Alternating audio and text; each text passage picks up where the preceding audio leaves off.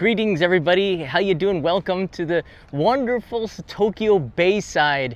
Not that far away from the city. The center of the city is just in that direction right there. You can get to Ginza in about 10 minutes or so.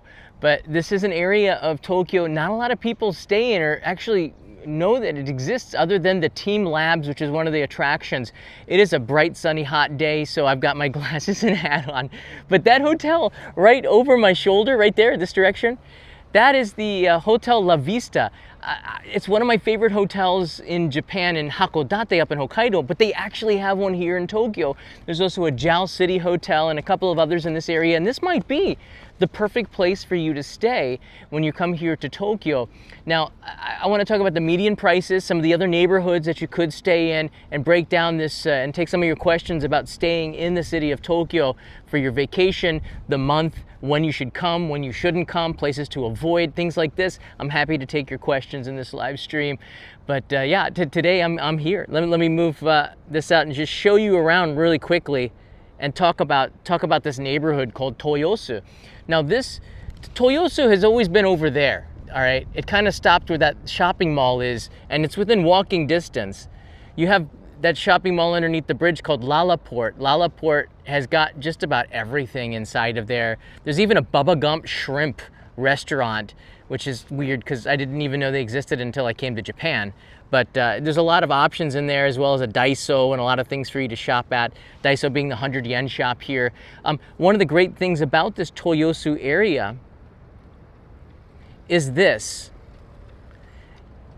brick runway is extremely wide, and it runs all around this man-made island, which was built a long time ago, but it wasn't finished until right before the 2020-2021 Tokyo Olympics. And since then, and the fact that there's the Olympic Village right there, actually across the river here. Tokyo Bay starts out there, so this would be kind of a part of the Sumida River that branches around this island, which is the Kachidoki Tsukishima Tsukuda Island in Tokyo. I'm going to show you a map of this in a second. But this walkway goes all the way around, so you can rent bicycles.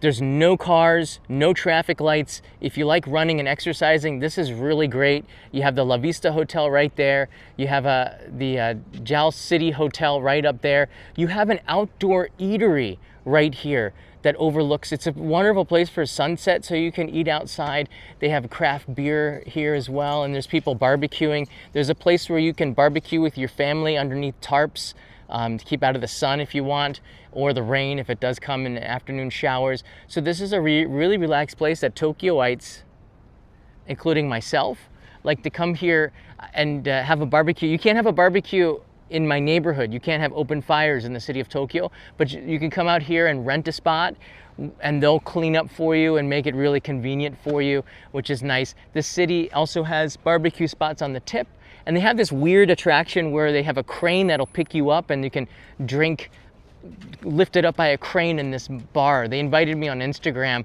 to go take it out, but it's not my cup of tea. And they wouldn't allow me to bring my wife with me. So I said, well, I'm sorry, I can't do it. But I heard that they had some issues. I'm not sure. On windy days, you can't do that. A little scary, perhaps, but it's kind of a neat concept. So let's talk about the hotels in this area now that I've broken it down. It's connected by, well, I should tell you about the transportation. You can rent a bicycle and just ride across there and go straight into Ginza, all right? It's about, and to the Tsukiji Market. But Tsukiji Market moved about, I don't know, it seems like 10 years ago now. It was a while ago, and they had all of the stuff move across this way. It's straight up this road right here to the Toyosu Market, which is the new fish market. That's where the tuna auction is. That's where all the activity is now these days. Tsukiji Market, just kind of a skeleton of what it used to be, known for tourism and tourist trap street food. But Toyosu is a lot more authentic than Tsukiji these days, which is weird, right? So I think that this is actually a place that can be a really good hub for your trip in Japan, for your trip in Tokyo anyways, or a place where you can kind of unwind. Maybe a great place for the end of your trip as well, where you can relax a little bit. You can do walks along here. The air is just better out here on the bay than it is. Let's take a look at some of the prices here. So just so you know, I'm gonna sum this up. The medium price, and this is for September, which is somewhat off season here, it averages at about $175 a night for a hotel room. Where this brings in all the luxury stuff as well as all the budget stuff. So realistically, the estimated medium rate is about 22,000 yen per night. And that seems a little bit high, but this is Tokyo, right? You'd probably get something similar like this. It's definitely more expensive in New York City. It's definitely more expensive in London. Let's just put that in perspective. But the Japanese yen is weaker, so you get kind of a discount on nice rooms. Oh, don't get me wrong. There are budget options. A lot of them capsule hotels or business hotels. You can probably find a capsule or a guest house for about between 4,000 and 6,000 yen, which is about $30 a night. So it just depends how much you want to rough it or how much space you don't need. There's first cabins, which are now going for like 6,000 to 7,000 to 10,000 yen a night, depending on when you do it. And that's like, I don't know, $50 to $75 a night. But you have a lot less space, but it's kind of a cool concept that's sort of only in Japan in a way. So that might be the way to go, especially if you're a solo traveler. But if you've got a family, I would say like this La Vista Hotel should definitely be on your radar. Let's look over this, and I want to talk about the top 5 neighborhoods with the most expensive and the cheapest accommodations here. So I made a from the Google Maps here, kind of broke down all the prices of the hotels in this area. You can see it looks very close to the median, which is about 22 to 25,000 yen a night.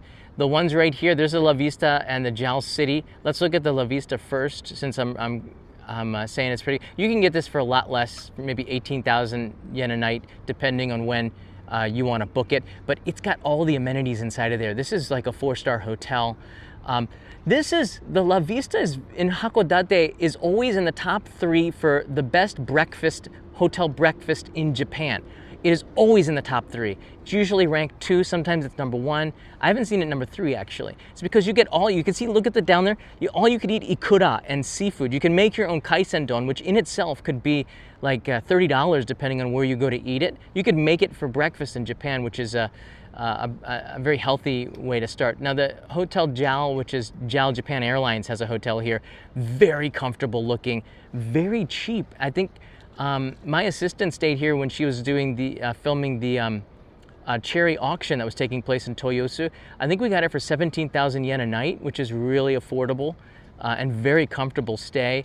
But I think the La Vista might be a better deal if you can get it at the same price. I would say La Vista because it's right on the bay in Tokyo. The JAL is a little bit inland in a little bit, but it might be closer to the train station by a little bit. So there's advantages and disadvantages, but you can see the median price being around $150 a night.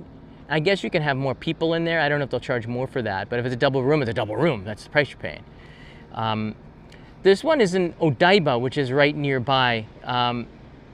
This is a little bit cheaper, it's roughly about the same amount of price, but the disadvantage to this one is it's a little bit further away from the station, but if you have a rent-a-car, it offers easy access to get onto the highway, I believe. There's one nearby there. I think this is the Far East Hotel, but it looks very comfortable there, and you're within walking distance of Odaiba. The Hotel Ville Fonte, this was but comparably the same price, maybe a little bit cheaper, but all new stuff because they made this area for the 2020 Olympics. So you're getting everything is really new except for the stuff in Odaiba itself. There's a Hotel Trustee, which is a little bit cheaper, the Tokyo Bay Ariake Washington Hotel, which is older. This hotel served Big Site, which is the convention area. So the hotel's cheaper because it is a little bit older, but it's still a pretty comfortable place. The thing with staying out here is that you get more space for the price. So per square foot or square meter, you're getting a lot more. So if you've got a family, central Tokyo hotels are very tight. Out here, you get more space for the money. So even though the prices might be the same, you're getting more space. So look at how big the rooms are. This is the Hilton in Odaiba. This is about a 10-minute bicycle ride away. This is one of the older hotels, but It's a very good resort kind of a hotel. They've got pools and restaurants. This is where all the TV stations stayed in there during the Olympics, because it's got one of the best night views of all of Tokyo. And the Nikko next to it, if you get a higher room, you're going to have the same views as the Hilton because it goes above the Hilton.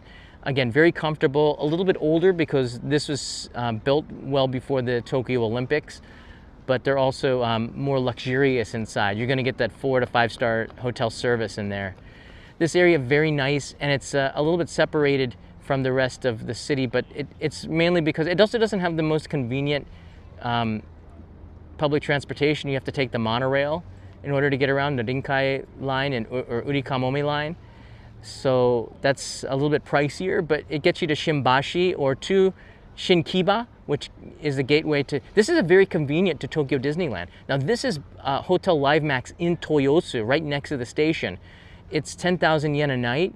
You probably get a little bit cheaper. It's a typical business hotel, so you're gonna get a smaller room, but this is good for a solo traveler, and I think it's comfortable enough, and it's on the Yurakucho subway line, which is extremely convenient to get around the city. But you're out here in Toyosu, right next to the shopping mall, so you have a more suburban Tokyo feel to this area, which I kind of like. This is also where the first 7-Eleven is in Japan. It opened up in 1974 here in Toyosu. So you can go in and have breakfast at the 7-Eleven, the original one. Not that there's anything special about it except for that milestone.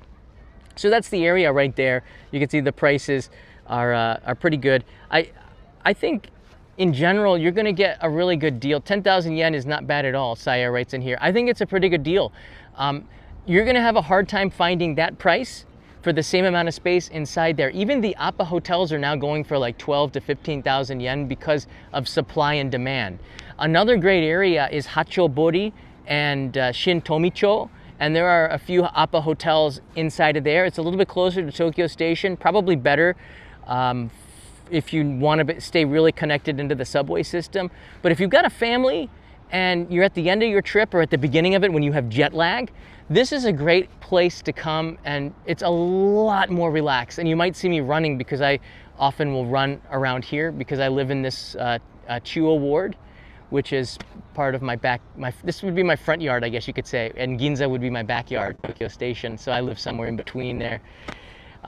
This is a really wonderful place to consider for your hotel. I think that this guide might have given you a new option, but staying inside of the Yamanote line, the prices are certainly going to be higher. Let's look at the more expensive neighborhoods in the city of Tokyo, break this down for you so you have an idea. Shibuya, where we were yesterday, that is certainly the most expensive. Well, it's certainly one of the most expensive places.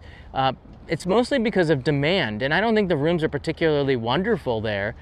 It's a lot older, but they've started to build newer hotels or renovate the older ones there, so you might be getting what you pay for, but you're paying specifically for the location if you go to Shibuya. It's the loudest, it's the most vibrant, it's the most, maybe besides Shinjuku, it's pretty crazy in Shibuya, but the prices are high because the land prices are high. And I don't think there's that many hotels in Shibuya around the station there. Minato Ward, which is the luxury area of Tokyo, at least historically it was, Roppongi, Azabu, Akasaka. This is very central. There's some good deals in Akasaka, but in this area, typically you're gonna find luxury hotels. This is the first area where the luxury hotels were. You'll see the Ritz-Carlton in Roppongi, one of the older Ritz-Carltons, but it's also a luxury hotel, and there's a lot of luxury chains around there. So you're gonna see prices high, and it's dead center. It's right, pretty center in the city of Tokyo. I don't know how convenient it is though, unless you're, I don't know, you're a diplomat or something. Ginza, which is in my backyard there on the other side, is also famous for the upscale places. But as I said, Shintomicho and Hachobori are two places with some budget options that are about 10-minute walk to Ginza. So you could probably 10-15 minute walk to Higashi Ginza to Ginza. So you could probably get a pretty good deal there. So it'd be something to consider.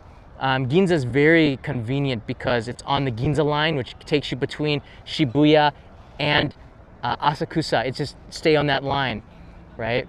Very convenient. And the Yurakucho line goes through there, and then you have the Hibiya line. All the lines go through Ginza, which makes it a very good crossroads. And the Yamanote line at Yurakucho is just a 5-minute walk from Ginza, so it's very convenient to get on the Yamanote. Roppongi is the same as Minato Ward. and Shinjuku, a lot of luxury hotels. I would say that Tokyo Station is also on this list. Maybe it should be number 2. The backside, the Marunouchi side, is all luxury hotels. You're going to be paying about $300 a night over there, but you get what you pay for.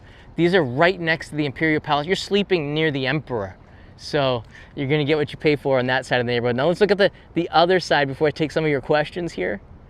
I'm going to just break this down quickly. Nakano is, if you're a single traveler, this is an amazing place. The hotels are older though, but you're going to be in a cheaper, vibrant, pretty cool, stereotypical Tokyo neighborhood. So it's got a little bit of that, and I might do an episode here on the hotels. It's got a little bit of that old school Showa Tokyo, but it's got, I don't know, some modern stuff to it as well. And it's very convenient to get on the train, to get on the Chuo line between Shinjuku and Mitake if you want to go to the Ghibli Museum or out to Tachikawa. It's a pretty convenient place. A lot of students in this area as well, and for the anime and manga fans, you have Mandarake at the Nakano Broadway, as well as the Tower Ice Cream Cone. So Nakano is a pretty good place to stay. Ueno is very cheap because it's older. I think it's a very convenient place, but it's because the airport express train stop there. There's a lot of hubs. It's a good rail hub. The Shinkansen stops there going up north. But the downside to it is that it's a little bit older, and that's why the price is reflected in that. So you get more like 1980 type of hotels, but it's also a lot more of the capsule hotels are in Ueno, as well as these like share guest houses, because the property is a little bit cheaper up there. It's a little bit more run down, but hey, that might be a good thing because Amayoko Market's right near there as well, so you get a lot of nightlife options, but it's certainly a budget-friendly place. Asakusa, believe it or not, is on this area, and you can find really good budget options there. Kuramai is the backpacker area, the Brooklyn of Tokyo, they call it. You'll find a lot of backpackers walking through there looking for accommodations at 5,000 yen or under. A lot of them went out of business during the age where nobody came to this area, came to Tokyo because they couldn't. But they're starting to come back, except they're coming back newer and more expensive. So it's harder to find budget options than you did in the past. And Akihabara is, I think that Akihabara is a place where they understand how the market is. Between Asakusa Bashi and Akihabara, Asakusa Bashi is an older area of Tokyo. They're right next to each other, connected by the Sobu line. And you can walk from Asakusabashi to Tokyo in 15 minutes. Between there, closer to Asakusabashi, a lot of budget options. We're talking like capsule hotels, things 5,000 yen or below perhaps. But I would still say the median is going to be $150 a night for a decent hotel. And unless you book early, you're not going to have your choice of hotels. Japanese, in peak times, Japanese will book their hotel 6 months in advance. And I'm talking about autumn, which means that if you don't have a hotel for October or the beginning of November, you're probably not going to get your first choice because people are booking right now. And in particular, Ginzan Onsen for winter, you probably want to look at booking it now for December because it's so crazy popular. Yeah, that's a little rundown of the entire situation in Tokyo. I'm going to take some of your questions here for a couple of minutes. I started the live stream early because it looked like it could be possibly raining. And I had to come to Toyosu because there's a lot of gachapon and money changers. So I went to the bank yesterday to get some 100 yen coins, and they wanted about, almost 800 yen, 770 yen as a fee to change 3,000 yen to 3,100 yen coins. I'm like, wait, I could just go to a game changer and get these for free, right? And he said, yes. I said, so why would you charge a fee on just changing money? In particular, I'm at this bank. Wouldn't you do it as just a free service? We have a fee for everything. She didn't say that, but they got a fee for everything. So I've come here to the game center, so I'm going to get 3,000 yen so I can pay for the toilets on Mount Fuji, something that you probably want to think about. I'll take some of your questions, and Saya, it's great to see you here. Carrie as well. I might redo another vending machine episode. I've got another angle on it. So that's going to be coming in 2026. Do you know of any YouTubers that provide information for wheelchair accessible options while visiting Tokyo? Judd writes in here. I'm not really sure. I try to look at that. I know that when in around 2017, when they were preparing for the Tokyo Olympics, A lot of places started to put in elevators. Stations that didn't have elevators and ramps really did a good job of doing that. The newer hotels are a lot more accessible. The La Vista has ramps. You can see one right there. Hold on. I mean, it's kind of hard to see, but do you see this platform here? It ramps all the way down. So this whole walkway has ramps, not just for bicycles, but for wheelchairs. So it's very accessible. You could literally take a wheelchair, go up and across this bridge, and the pathway for this bridge is extremely wide. So I don't know, you might not want an electric wheelchair because it'd be pretty hard to go up that slope, but you get some good exercise. I don't know of anybody who's talking about accessibility, but I try to bring it up or mention it. It's a good question, but a lot of the newer hotels are a lot more accessible, in particular because we had the Paralympics come in here, and a lot of them wanted the business, which is smart. So they made sure that they could accommodate everybody, and it's been a really good change. In particular, inside the shopping mall, there's a lot more ramps to get around. You can wheel around this entire area very well. I think they built it with that in mind, which is great. A lot of the changes in the city of Tokyo have made it a lot easier to get around, but there's still, in particular, older areas like Ueno, it's going to be a lot more difficult to get around. And neighborhoods that are tighter, where there's not a lot of space. But out here, there's so much space, they certainly take advantage of it. So this would be one of my areas that I would recommend. Thanks for the question. Yeah, Japan's done a really good job, and I think having the Paralympics here, as well as they had, I forget what it's called, the Olympics for the blind was here. I think it was recently, or it's taking place. I saw a sign for it. I was going to inquire about it, but then I stopped seeing the posters. That took place recently, and every time they have one of these big events, they make really good modifications to the city to make sure it's more accessible. Tokyo is one of the great places where you will see these yellow markers on the road.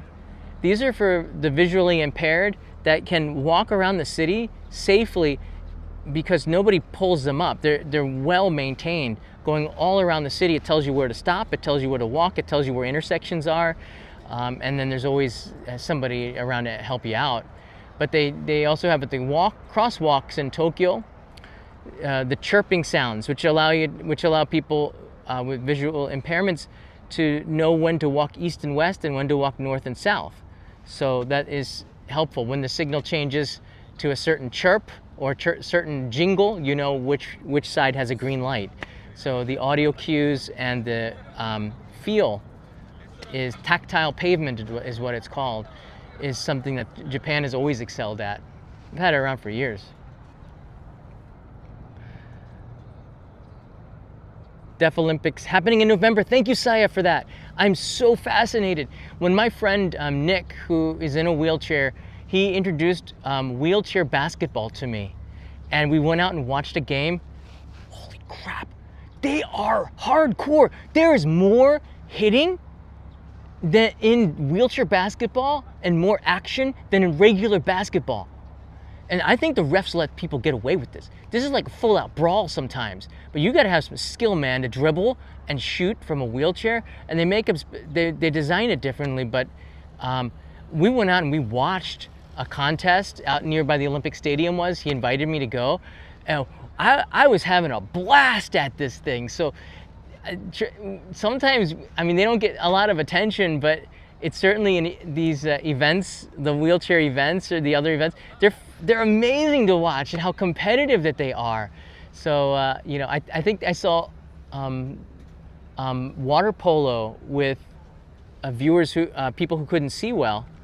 I don't know if they were blind or not fully blind, but they used sound in order to play the game. And it was really fascinating where the ball was emitting a sound. I think I'd seen it on TV recently. I was watching it for a while, fascinated by how they do this and make these games, which are even more, they can be more interesting than the normal sport because you've added another element into it. Demolition derby basketball, that would be pretty cool. Wheelchair rugby as well. I have one of my friends, I haven't talked to him forever. He's CEO of a company that makes balls in Japan. He took over the business for his father when he passed away, and I helped him a couple of times with speeches to write them in English when I was an English teacher.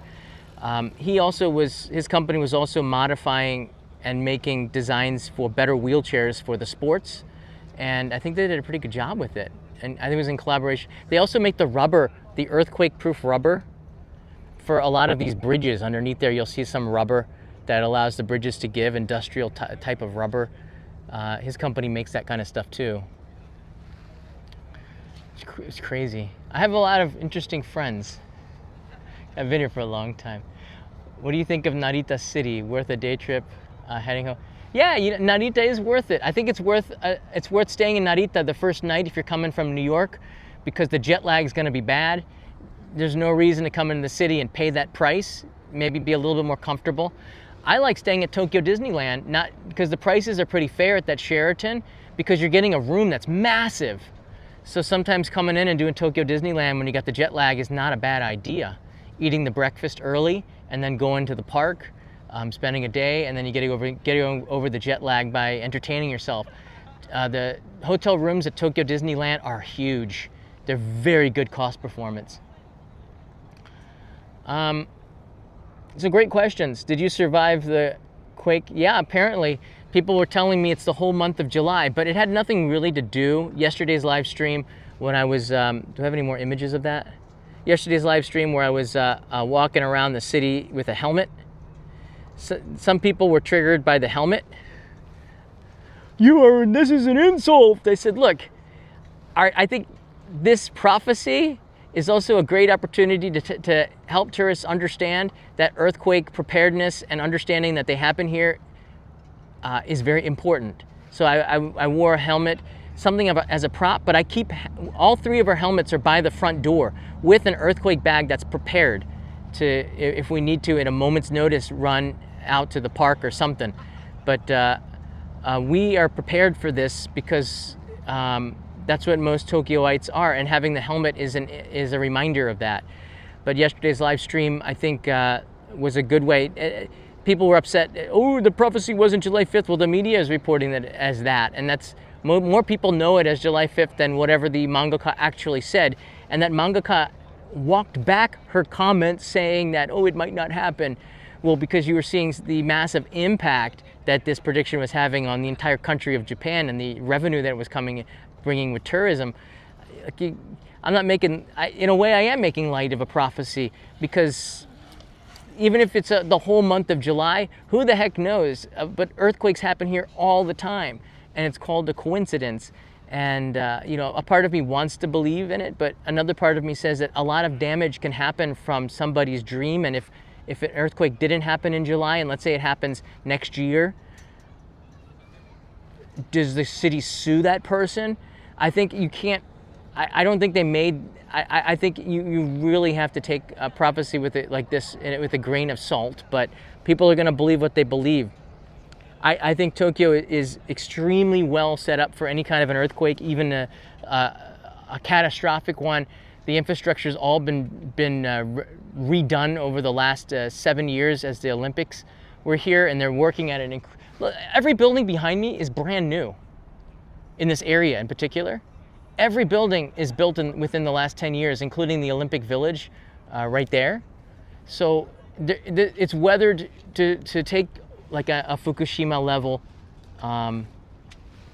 earthquake. That video got a very fast 200,000 views. So the water's getting so hot that the fish are jumping out. Let's see if we can see one jump. Tell me if you see them. They're jumping a lot because they're not happy down there, I think.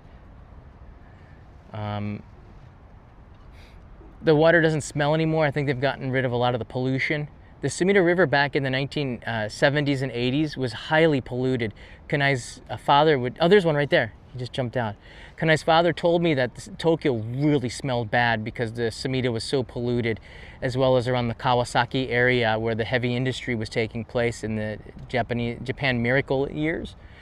But we don't get that anymore. There's some green algae or red algae that'll happen on the Sumida River when it's, I don't know, like 40 degrees Celsius and it just blooms. But other than that, we don't the water here has gotten a lot better than it was 50 years ago, or just 20 years ago. They've done a lot of work. This is not the Seine River in Paris, which is basically a cesspool. At least that was the image I got when I saw them try to clean it up for hey, Kayleigh's in Tokyo. How you doing? I'm leaving Tokyo tomorrow, so tomorrow's live stream might be done in Shizuoka. Oh, this, by the way, for those that are watching, this is the last day.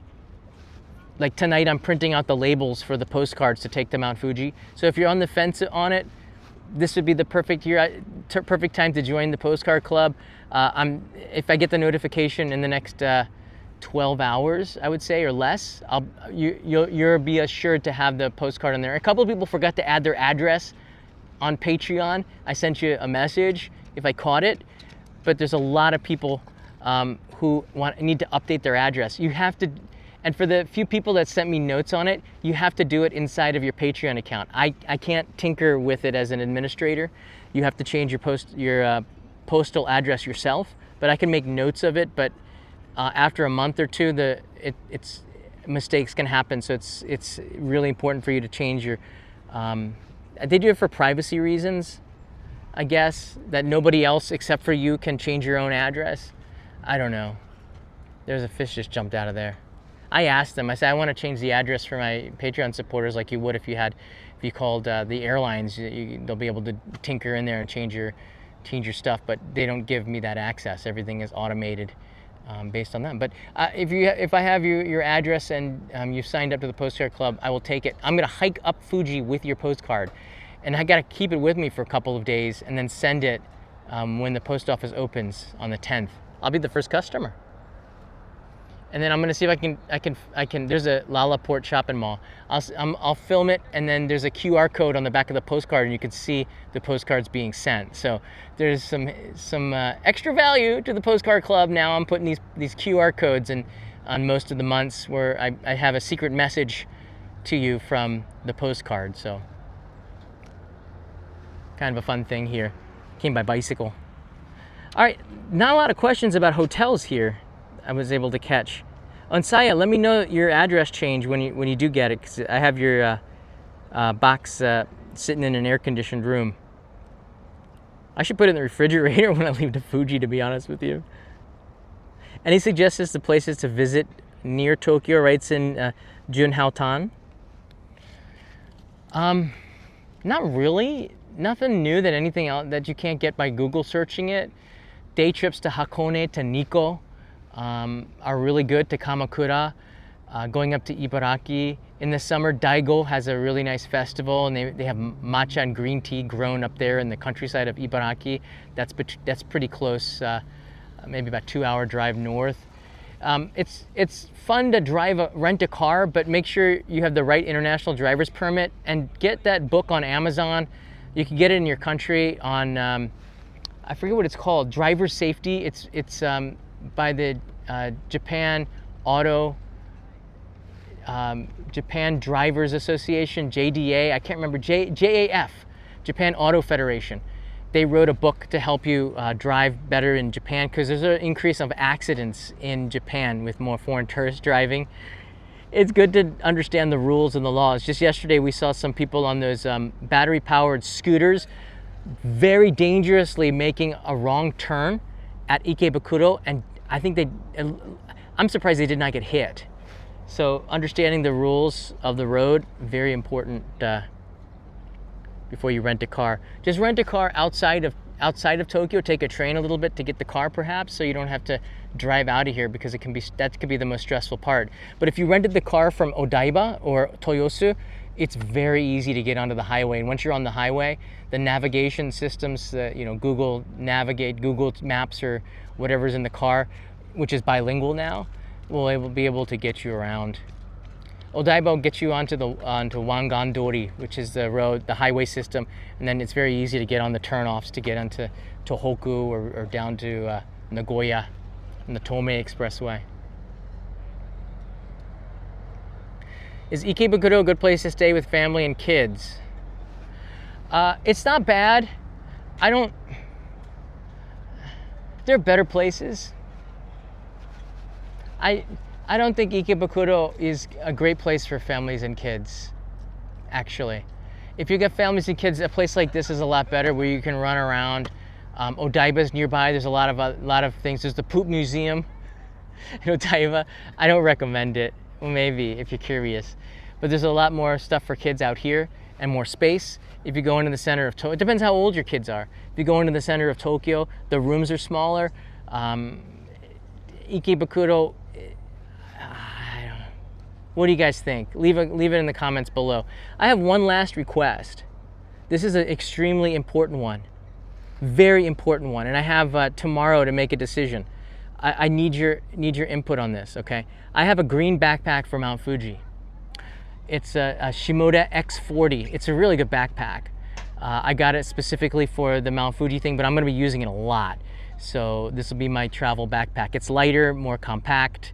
It's very comfortable. But I've got that green backpack, but I found I need to get a jacket for Fuji. So I bought the red one, but I look like an elf because there's green backpack and a red jacket, and you look like I feel like a Christmas tree.